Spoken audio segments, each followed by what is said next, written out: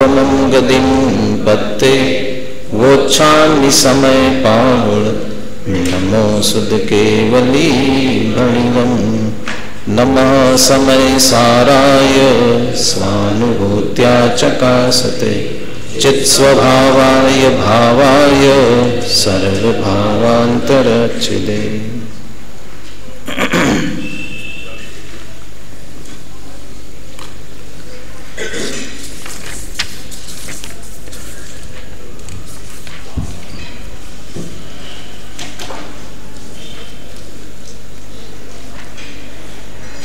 विषय तक आने के लिए थोड़ी सी चर्चा करते हैं। हम सबका लक्ष्य क्या है, क्या चाहते हैं? हम सभी क्या चाहते हैं? सुख चाहते हैं। सुख कहाँ और कैसे मिल सकता है? कहाँ और कैसे मिल सकता है? कहाँ मिलेगा, कैसे मिलेगा? हाँ? आत्मा में मिलेगा। तो उसके लिए क्या करना पड़ेगा? क्या करना पड़ेगा? उसको क्या कहते हैं? सम्यक दर्शन। बस यहीं तक आना था। यदि सुखी होना है तो हम सीधा ये कह सकते हैं कि सम्यक दर्शन प्रकट करना चाहिए। अमृत चंद्राचार्य भी पुरुषार्थ सिद्धि उपाय में यही कहते हैं, तत्प्रादौ सम्यक्त्वं समुपाश्रयणीय अखिल यत्नेन। सर्वप्रथम क्या करो? उन्होंने वो तो तीन में से प्रथम की बात की। और कुंद आचार्य नियम सार में नियम से करने योग्य कार्य क्या है? दर्शन ज्ञान चारित्र। और उसमें विपरीत का परिहार करने के लिए नियम शब्द लगाया, इसलिए सम्यक दर्शन ज्ञान माने नियम से करने योग्य कार्य सम्यक दर्शन ज्ञान चारित्र। यदि नियम से ये करना है तो उसमें सबसे पहले क्या करना? सम्यक तो करना। तो जो अमृतचंद्र आचार्य सम्यक दर्शन सबसे पहले प्रकट करने के लिए कहते हैं, वे ही सम्यक दर्शन का स्वरूप क्या कहते हैं उसकी चर्चा ये छठवें कलश के माध्यम से करते हैं। समय सार 12 गाथा में पूरा हुआ है और 12 गाथाओं तक बीच में कोई कलश नहीं है। 12 गाथाओं के बीच में वो प्रारंभ के 3 कलश तो मंगलाचरण और भूमिका के हैं। उसके बाद जो कलश प्रारंभ हुए 12 गाथाओं पर, उसमें से ये तीसरा कलश है। वैसे 2 कलश पीछे के विषय के उपसंहार वाले हैं और ये कलश पिछले विषय को लेते हुए आगे के विषय को जोड़ने वाला है। चूंकि 11वीं 12वीं गाथा में चर्चा ही आई, व्यवहार ने अभूतार्थ है और शुद्ध ने निश्चय ने भूतार्थ है। और भूतार्थ के आश्रय से सम्यक दर्शन की प्राप्ति होती है। जब भूतार्थ के आश्रय से सम्यक दर्शन की प्राप्ति होती है कहा, तो कैसे? व्यवहार ने निश्चय ने की चर्चा 8वीं गाथा से प्रारंभ हुई थी, उसका भी उपसंहार हुआ। और फिर ये जो शुद्ध नय के आश्रय से भूतार्थ के आश्रय से सम्यक की प्राप्ति होती है, तो कैसे होती है, इसी की चर्चा 13वीं गाथा से प्रारंभ हो रही है। क्योंकि 13वीं गाथा में भूतार्थ से जाने हुए 9 तत्व सम्यक तो एका भूतार्थ लिया और 14वीं गाथा में शुद्ध नय की चर्चा ली। शुद्ध नय सम्यक दर्शन, और चूंकि भूतार्थ के आश्रय से सम्यक दर्शन होता है और शुद्ध नय को भूतार्थ कहा था, इसका मतलब शुद्ध नय के माध्यम से सम्यक की प्राप्ति होती है। वो कैसे होती है, तो इसी की चर्चा इस छठवें कलश में ले रहे हैं।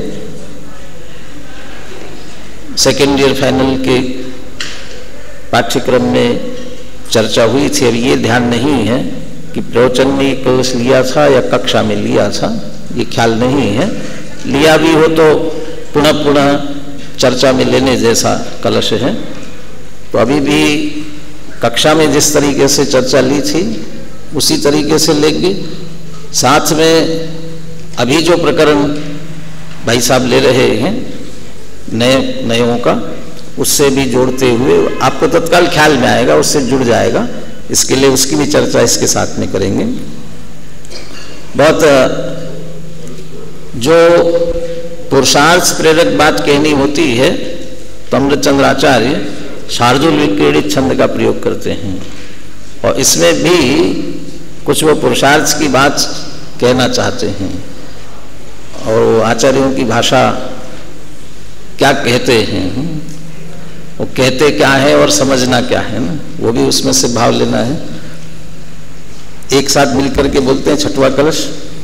एकत्वे नियतस्य शुद्धनयतो व्याप्तुर्यदस्यात्मना पूर्णज्ञानघनस्य दर्शनमिह द्रव्यान्तरेभ्यः पृथक् सम्यक् दर्शनमेतदेव नियमात् आत्मा च तावाणयम् तन्मुक्त्वाणवतत्त्वसन्ततिमिमाम् आत्मायमेकोऽस्तु न।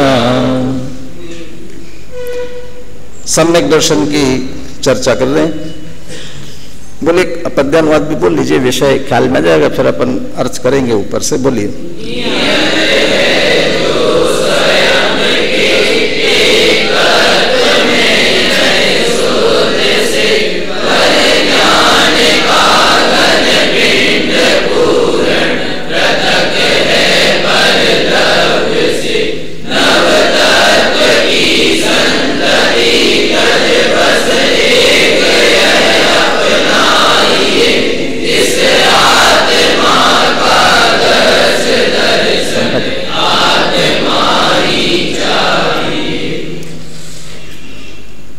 सम्यक दर्शन मूल संस्कृत से अपन देख रहे हैं। सेकेंड ईयर पैनल के भी विद्यार्थी बैठे हैं। सम्यक दर्शन की परिभाषा यहाँ बिल्कुल संक्षेप में बतानी है। कौन सी इस श्लोक में? आत्मनः दर्शनम सम्यक दर्शनम। इसमें से आप सभी मूल श्लोक में भी देख सकते हैं।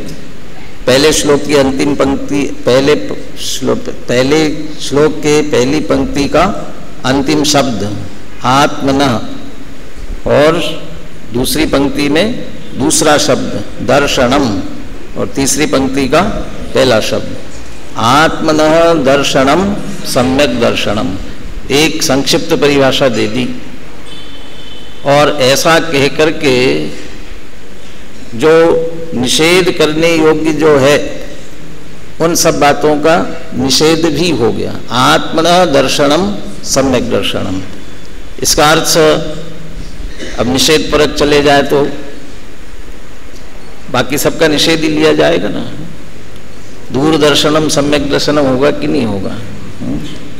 विषय दर्शनम और जिन जिन के भी उन सबका दर्शन वह निश्चित रूप से सम्यक दर्शन नहीं हो सकता, बल्कि सम्यक दर्शन के लिए बाधक भी बनेगा। देव दर्शनम सम्यक दर्शनम तो हो सकता है कि नहीं हो सकता? देव दर्शनम वो तो सम्यक दर्शनम हो सकता है ना। हाँ, कदाचित देव दर्शनम को सम्यक दर्शन कह सकते हैं, परंतु कब? जिन दर्शन कर निज दर्शन पा। यदि वो जिनेंद्र भगवान के दर्शन से निज दर्शन करता है, उसमें वो सहायक बनाता है, तो कदाचित हम देव दर्शन को भी सम्यक दर्शन कह सकते हैं। और अकेले देव दर्शन की बात लेंगे तो वह भी नहीं आएगा। तो इन सब का एक तरह से इसमें निषेध हुआ। तो आत्मना दर्शनम, तो कौन है जो अपना दर्शन नहीं करता है? कौन है ऐसा जिसने अपने आप को नहीं देखा? सुबह से पहले उठ करके दर्पण देखते हैं तो अपने आप को नहीं देखा, और हर जगह हमेशा मैं करते रहते हैं। मैंने ऐसा किया, मैंने ये किया, अपन तो ऐसे हैं।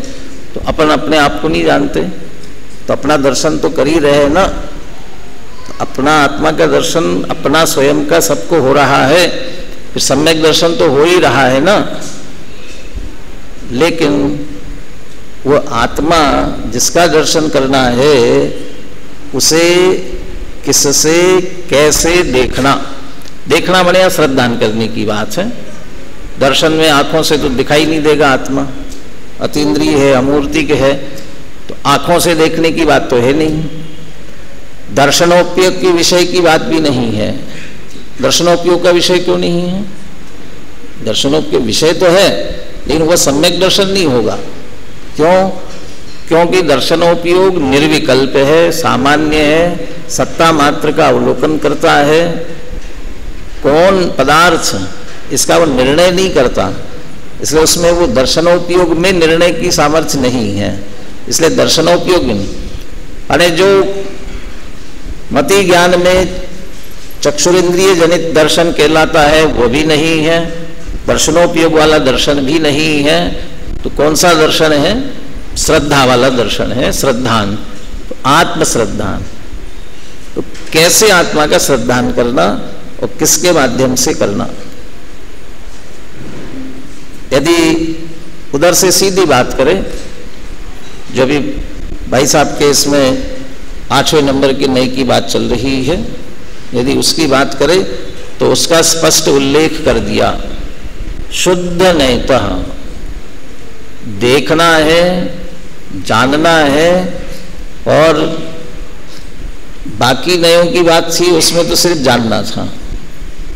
लेकिन 8वें नए में क्या बात है? जानने के साथ साथ मानना भी है, आश्रय भी करना है, शरण भी है। इसलिए यहां दर्शन श्रद्धान अकेला जानना नहीं है, मानना है, एकत्व भी स्थापित करना है, शरण भी करनी है।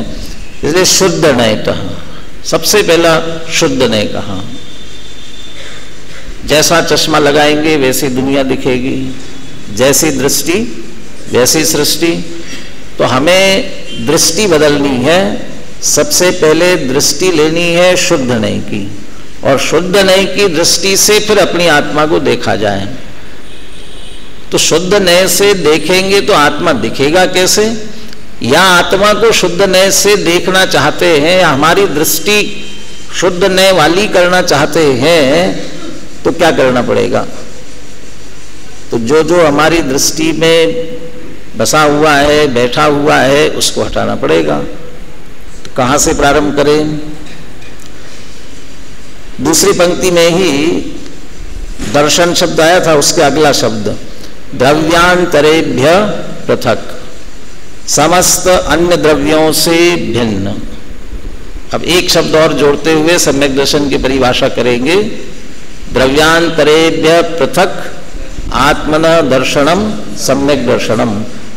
समस्त अन्य द्रव्यों से भिन्न अपनी आत्मा का श्रद्धान, प्रतीति, विश्वास, अहम, उसका नाम क्या है? सम्यक दर्शन है। तो द्रव्यांतरेभ्य, अब द्रव्यांतर में क्या क्या आएगा? द्रव्यांतर में या नए की अपेक्षा से बात करें तो कौन कौन से नए आगे इसमें, और नंबर की अपेक्षा बात करें तो कौन कौन से नंबर वाले आगे? हाँ, द्रव्यांतरेभ्य, अन्य द्रव्यों से भिन्न। पहला दूसरा नहीं आ गया ना मुख्य रूप से, तो पहला और दूसरा। जो अन्य द्रव्य, जो भिन्न पदार्थ है, स्त्री, पुत्र, कुटुंब, परिवार, धन, संपत्ति, वैभव, में एकाकी एकत्व लिए सभी आते, तन धन को साथी समझा था, पर ये भी छोड़ मेरे न हुए ये, मैं इनसे अति भिन्न अखंड, निज में पर से अन्यत्व लिए। तो ये जो भिन्न तन धन को साथी समझा था, ये द्रव्यांतर। और ये कौन से नए का विषय हुआ? पहले नंबर का है ना। और दूसरे का, जिसके श्रृंगारों में मेरा यह महंगा जीवन भूल जाता, अत्यंत असुचि जड़ काया से इस चेतन का, ये भी द्रव्यांतर है, मेरे से भिन्न है। जड़ कर्म घुमाता है मुझको, ये मिथ्या भ्रांति रही मेरी, ये जड़ कर्म, ये भी क्या है? द्रव्यांतर, ये भी मुझसे भिन्न। जब द्रव्यांतर भिन्न है तो उस द्रव्यांतर के निमित्त से होने वाली विकारी भाव वो किस में जाएंगे? वो क्या द्रव्यांतर में जाएंगे, इसलिए उनसे भी भिन्न। और यदि उनसे हम भिन्न लेते हैं तो फिर अब यहाँ किसकी भिन्नता आ गई? अब कौन से नंबर का नहीं लगा? तो तीसरे नंबर का नहीं भी लगेगा। तो द्रव्यांतर परद्रव्य, परद्रव्य में भिन्न परद्रव्य भी आ गए, एक क्षेत्रागमा वाला शरीर रूप परद्रव्य भी आ गया। और चूंकि उसके साथ समय सार की दृष्टि से परद्रव्य के निमित्त से होने वाले भाव भी पर में ही जाते हैं। रागादि विकारी भाव कर्म के उदय से, जड़ के उदय से होते हैं, जड़ के लक्ष्य से होते हैं, इसलिए उनको जड़ ही कहा जाता है, इसलिए वे भी द्रव्यांतर में आए। तो तीसरे नंबर का नहीं भी लगा। तो तीसरे नय से भी भिन्न करते हुए तो द्रव्यांतरे भय पृथक, इनसे भिन्न ऐसा चैतन्य स्वरूप अभी चैतन्य पने की बात आएगी, ऐसे आत्मा का दर्शन, उसका नाम सम्यक दर्शन। ये भिन्नता की बात तो की, लेकिन अस्थि से कैसा है? अस्थि स्वरूप है कि नहीं उसका कुछ अपने आप में? तो अस्थि स्वरूप क्या है उसका? पूर्ण ज्ञान घनस्य। कैसा है वह? पूर्ण ज्ञान घन, ज्ञान का घन पिंड, और वह ज्ञान भी कैसा? परिपूर्ण, पूर्ण ज्ञान। अब इसमें भी नहीं लगा लीजिए, पूर्ण ज्ञान घनस्य दर्शनम, तो कौन सा लगेगा? हाँ, चौथा। कौन सा लगेगा? सोचो, चौथा कौन सा है? अनुपचरित सद्भूत है ना चौथा। चूंकि यहाँ पूर्ण ज्ञान घन कह करके किसकी बात ले रहे हैं? पूर्ण ज्ञान के माने क्षायिक ज्ञान, केवल ज्ञान। कौन सा ज्ञान ले रहे हैं? पूर्ण ज्ञान घन कह करके ज्ञान स्वभाव की बात ले रहे हैं, इसलिए कहा जाएगा 8वें नंबर में जाएगा, सीधे 8वें नंबर में जाएगा। परम शुद्ध निश्चय का विषयभूत ज्ञान घन पारिणामिक स्वाभाविक ज्ञान दर्शन, उसकी बात है। पूर्ण ज्ञान घन, सर्वज्ञत्व शक्ति, सर्वज्ञत्व, सर्वदर्शित्व, वो सभी आ गए इसमें। ज्ञान घन में सर्वज्ञत्व, सर्वदर्शित्व, क्योंकि अकेला ज्ञान कहा जा रहा है, लेकिन वास्तव में अकेला ज्ञान नहीं है। पीछे दूसरा बात शब्द भी जोड़ रहे हैं उसके साथ में। ये लक्षण की अपेक्षा से उसमें से ज्ञान को मुख्य करके कह रहे हैं, ज्ञान मात्र नहीं है।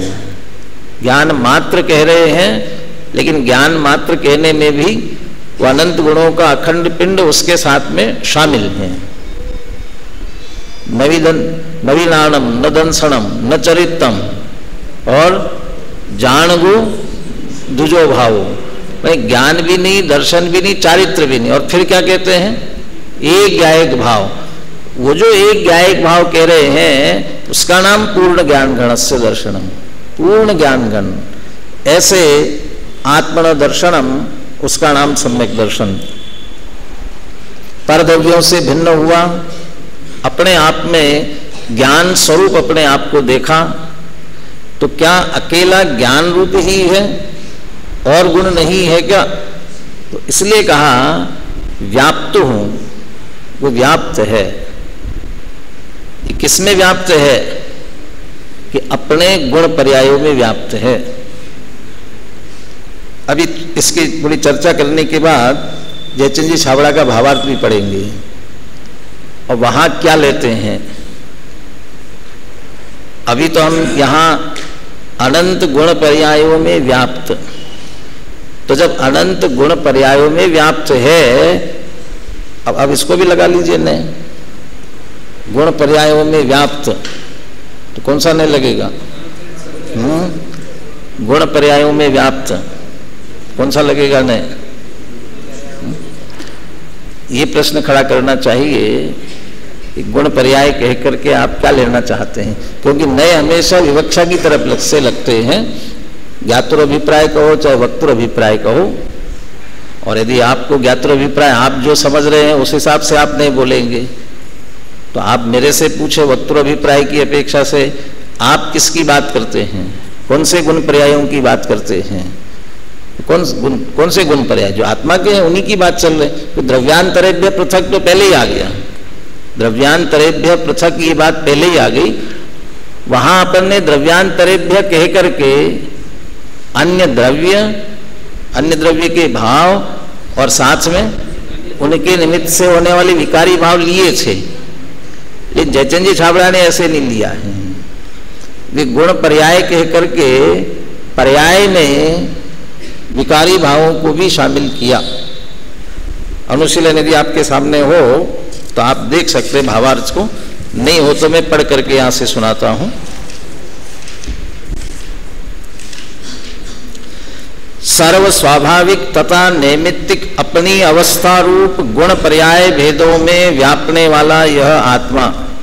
अभी व्याप्तु शब्द की इतनी चर्चा करनी, इसलिए यहीं तक बात करते हैं। तो व्याप्त है ये किसमें? सर्व स्वाभाविक तथा नैमित्तिक अपनी और फिर गुण पर्याय भेदों में। तो गुण और पर्याय और इसके भेद कर रहे हैं, तो उसके यदि क्रम से हम लगाते हैं तो गुण स्वाभाविक और पर्याय नैमित्तिक। अब नैमित्तिक पर्याय में भी निर्मल और विकारी दोनों हो सकते हैं कि नहीं?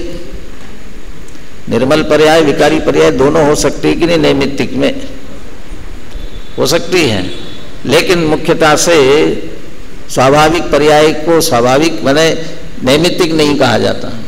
पर निमित्त की अपेक्षा लगी तो स्वाभाविक कहने में थोड़ा कहीं कहीं दिक्कत हो सकती है। नैमित्तिक में यदि हम विकारी पर्याय लेते हैं तो स्वाभाविक पर्याय और विकारी पर्याय ये दोनों बातें ले रहे हैं। नैमित्तिक कह करके विकारी पर्याय भी ले रहे हैं और उनमें व्यापने वाला यह आत्मा। अब आप कौन से नए की बात करेंगे? अब कौन से नए की बात करेंगे? हाँ, क्योंकि विकारी पर्याय भी ले लेना साथ में, कौन सी लेंगे? हाँ? तो दोनों भी नहीं लगा सकते हो आप, उपचरित सद्भूत और अनुपचरित सद्भूत। ये गुण भी लिए, पर्याय ली, और पर्याय में निर्मल और विकारी दोनों प्रकार की पर्याय ली, तो इसलिए उपचरित और अनुपचरित दोनों प्रकार की ले सकते हैं। सद्भूत लेने दोनों ही सद्भूत, और इनमें व्याप्त। लेकिन भेदों में व्याप्त होने पर फिर भेद करेंगे ना, भेद रूप देखेंगे ना, इसलिए कहा एकत्वे नियतस्य। यद्यपि अपने गुण पर्यायों में व्याप्त है, परंतु उन गुण पर्यायों में भेद होते हुए भी उसे एकत्व में स्थापित किया है। अब इतने भेद होते हुए भी एकत्व में किसने स्थापित किया? एकत्व में कौन लेकर के गया उसे?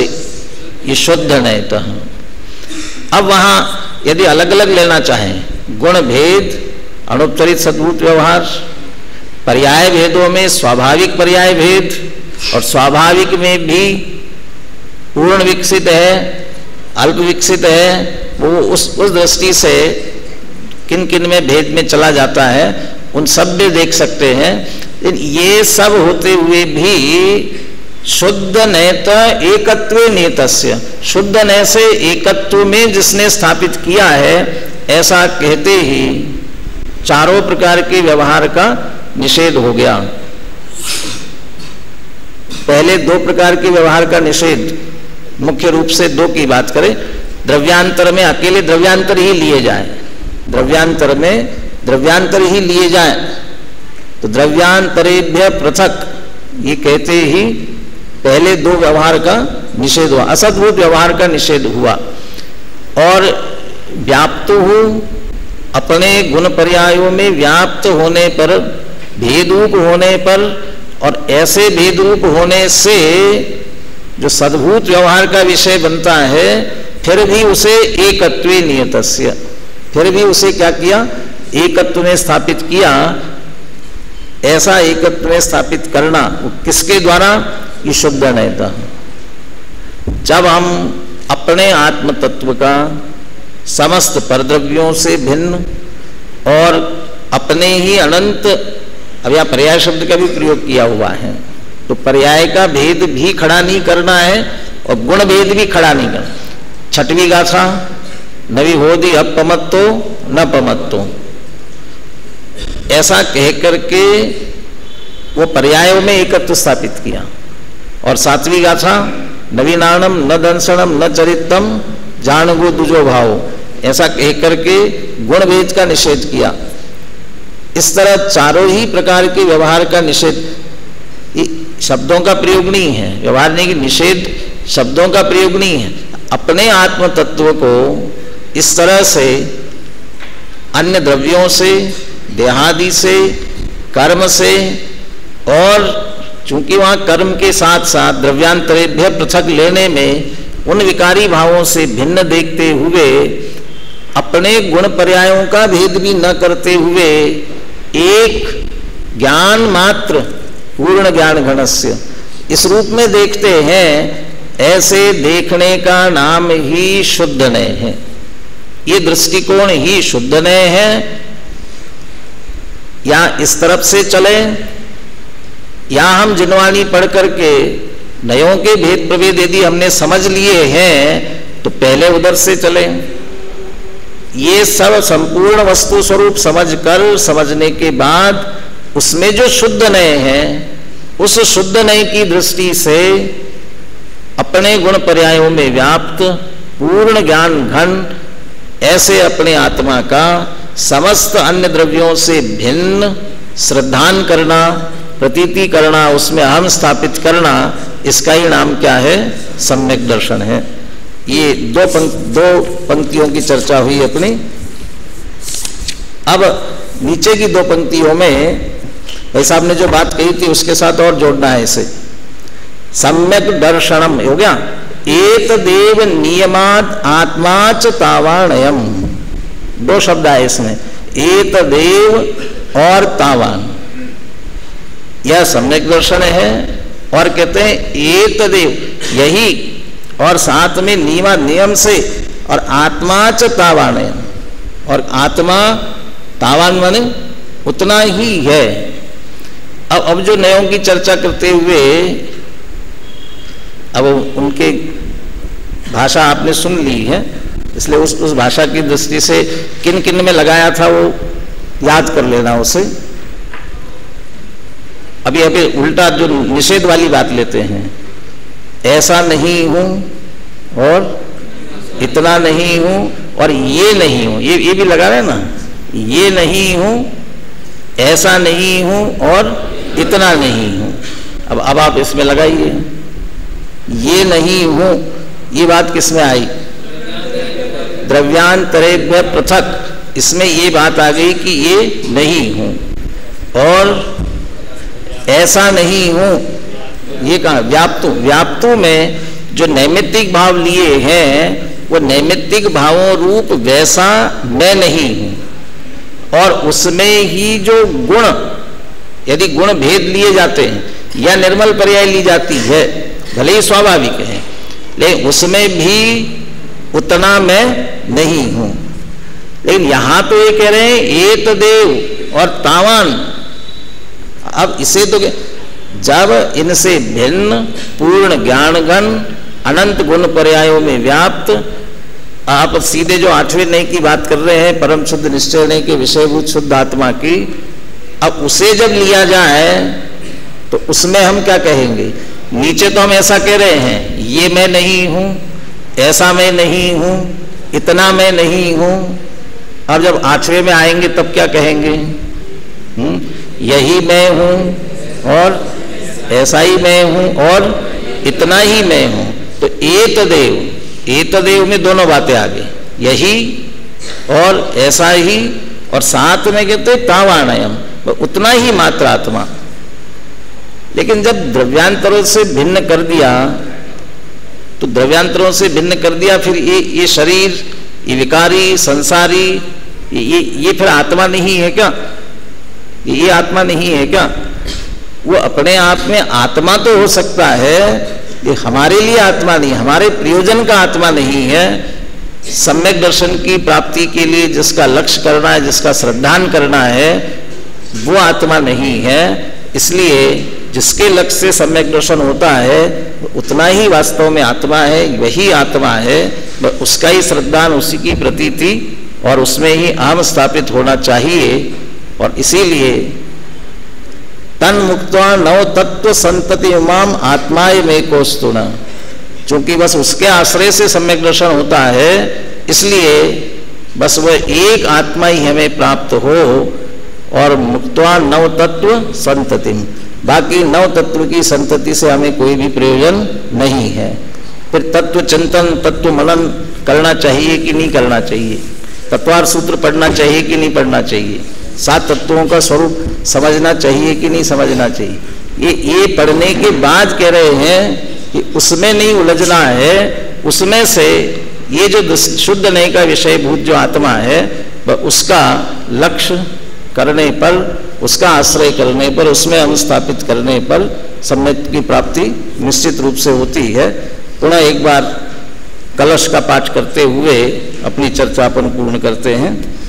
नियत कलश सिर्फ हिंदी में पाठ करना, मैं शायद कलश का बोला था, कलश का नहीं करना है, पद्यानुवाद का करना है। बोलिए।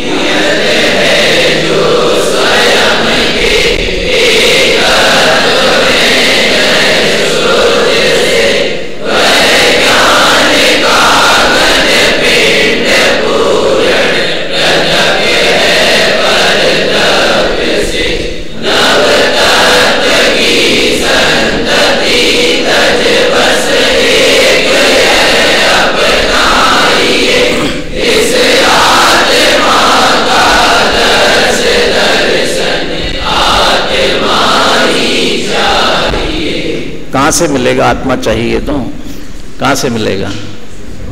चाहिए आत्मा, कहाँ मिलेगा भाई? ये जो शुद्ध नहीं की दृष्टि करने के लिए कहा है वो अपने पास ही है, बस दृष्टि फेर करके उसका लक्ष्य करे और सम्यक्त्व की प्राप्ति करे। इसी मंगल भावना के साथ।